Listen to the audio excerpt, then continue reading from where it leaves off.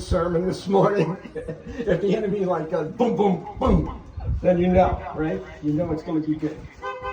Whew. So, unusual Mother's Day sermon, but I think you'll like it. It'll speak to your heart. So I'm going to one more disciple. I can't tell you when this is going to end. I really can't. But I'm going to be talking about Mary Magdalene this morning. This is the true story of Mary Magdalene. It is more important today than at any other time because there are all kinds of books. Do you know that there are books written on this? The blue bloods of Europe are supposedly descended from Mary Magdalene, etc., and Jesus, supposedly. All right? So these are all falsehoods that are being spread, but they're still being spread throughout Europe. And now in these books you can read bloodline, etc. But as fantastic as these tales are, they will probably be believed by more people than the real truth. So you need to know the real truth about Mary Magdalene. And the truth about the real relationship that she had with Jesus Christ, which is a picture of the gospel, the good news, that through Christ we can have newness of life, that through Christ we can have deliverance and redemption from our past, that through Christ we can have the love, the forgiveness, and the acceptance that we so desperately long for. Now, our first introduction to Mary Magdalene is in Luke chapter 8, verses 1 and 2, on Jesus' second preaching journey. And it came to pass afterward that he went throughout every city and village, preaching and showing the glad tidings of the kingdom of God, and the 12 were with him.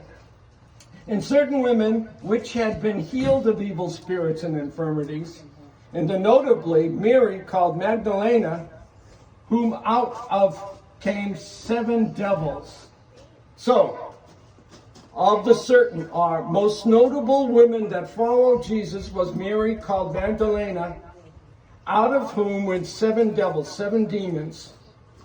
She was delivered by the Lord from 7 bondages. 7 bondages. Now, this verse tells us more than it looks like it does. Because there's a lot in the names of people in the Bible. They're not just named the way they are just for fun. But behind their name can be a meaning. Biblical names are so important because they often tell us the character of the person. Mary, it's a name that we've come to denote purity and sweetness, innocence, etc. But the real root of the word Miriam from the Hebrew is bitter. Bitter. Its true meaning is bitterness. But not only bitterness, but also trouble, sorrow, which leads to disobedience and rebellion. So that's a whole different other picture. And Hebrews 12 warns us, look diligently lest you fall from the grace of God, lest any root of bitterness spring up in you, troubling you, thereby many around you be defiled. Because bitterness has a way of making other people bitter. They are bitter, so they're bitter about you. Because, and then they'll pull back from you, and then you'll get upset that you're alone. And then you're upset that you're alone, you'll fall into addiction. And falling into addiction, then you say, what else can I do? And you probably get involved with all kinds of profanity, all kinds of people, all kinds of fornication, like Esau, who sold his whole birthright for a bowl of porridge. For nothing. You'll sell your birthright for nothing. So lest any root of bitterness spring up troubling you, thereby many be defiled. This verse says that if we also let bitterness grab hold of us, it'll bring trouble and defilement, such as we had seen in these verses: fornication, profanity, rebellion, disobedience. All these root meanings of the word bitterness begin to grow in us and take hold of our lives and control us, that we end up hurting many people around us, especially those that are closest to us. And then this group pushes us away and we go into isolation. We think things over and we think about guilt. And we think about rejection and loneliness, despair and desperation. This is the horrid state that we could find ourselves in if we let bitterness take root. Now, demons of bitterness don't like to be alone, so they call in, hey, company, come on, More than this, Mary was not just called Mary. She was always called Mary Magdalene. And the word Magdalena, it was actually the town possibly that she came from, but it means tower or stronghold. So her name really meant a tower of bitterness, a stronghold of bitterness. And it grew, like we said, profanity, fornication, rebellion, disobedience. Now, the Jewish Talmud affirms that at the time of Christ, the town of Magdalene had an unsavory reputation for harlotry, for prostitution that was practiced there. And it was destroyed during the time of Jesus. Woo. I'm not saying that Mary went this far. We don't know. But it's her name. It's her name. And I do know this, that bitterness grows into unforgiveness. Then unforgiveness separates us from the forgiveness of God. And then it causes a hardness around our heart. And the hardness around our heart causes us to rebel. Then the rebellion leads to rejection by those that are closest to us, and that rejection grows into a deep loneliness and the emptiness within that is so painful that it can lead to addiction and to wantonness. And this, at its end, will lead to self-abuse. And this is the tower of bitterness. From the top of this tower come thoughts of suicide. There you are, trapped, captive in a tower of bitterness. And it seems like the only way down is over the edge. And the demons guarding the door, called despair and rejection, shout, jump, jump, jump. And there you are, trapped and held captive in this tower of bitterness. And then along came Jesus. Luke chapter 4, verse 18. And Jesus, who came to preach the good news to the hopeless, who came to heal the brokenhearted, who came to preach deliverance to the captive, to set at liberty those that had been bruised. He spoke these words, "Come out of her!" And the wall of the stronghold came tumbling down, just like the Tower of Magdalene. There was a Tower of Magdalene, and it came tumbling down during the time of Jesus.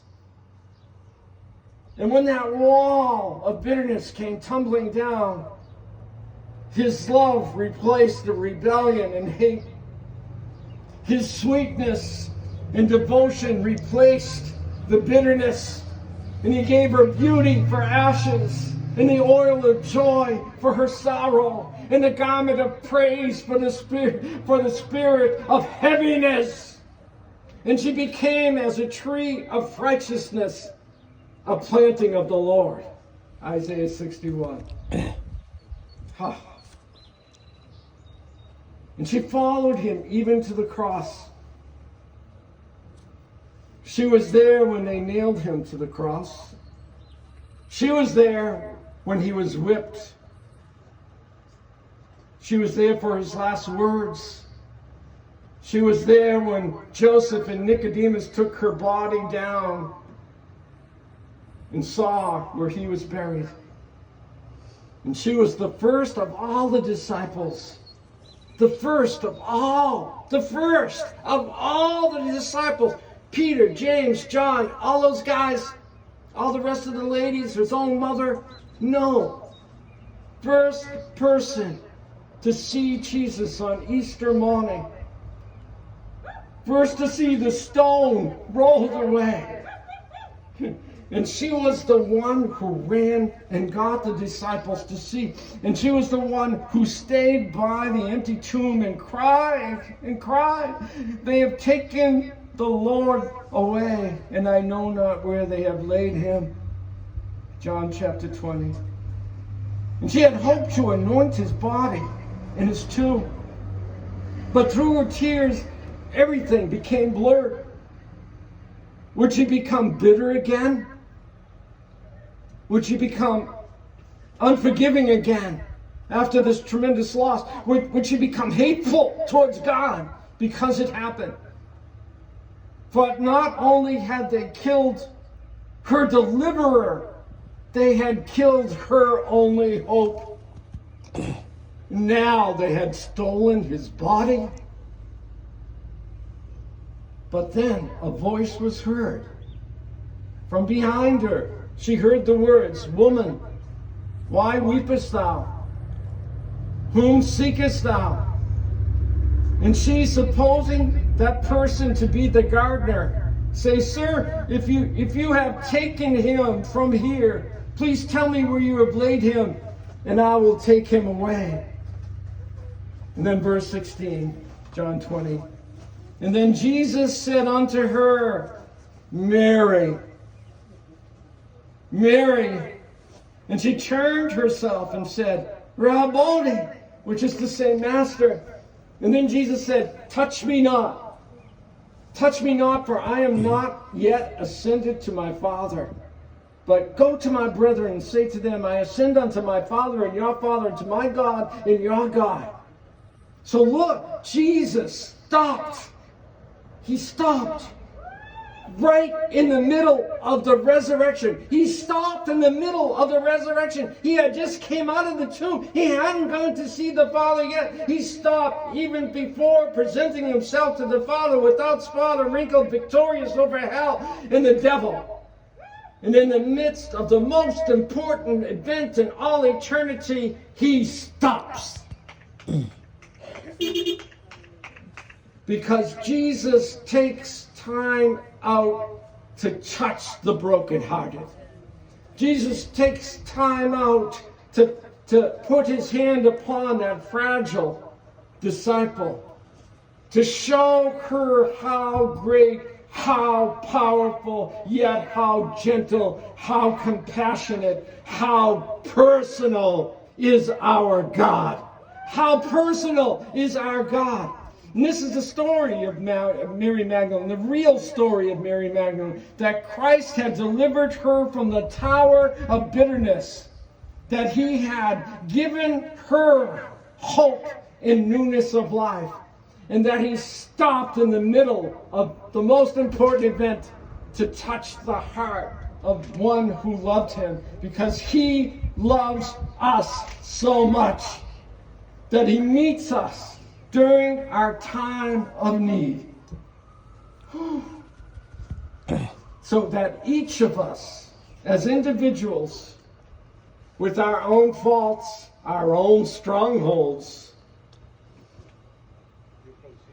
he will lay aside everything else to set you free. He will meet you right where you are, wherever that may be. And he will touch your heart and set you free. This morning, let's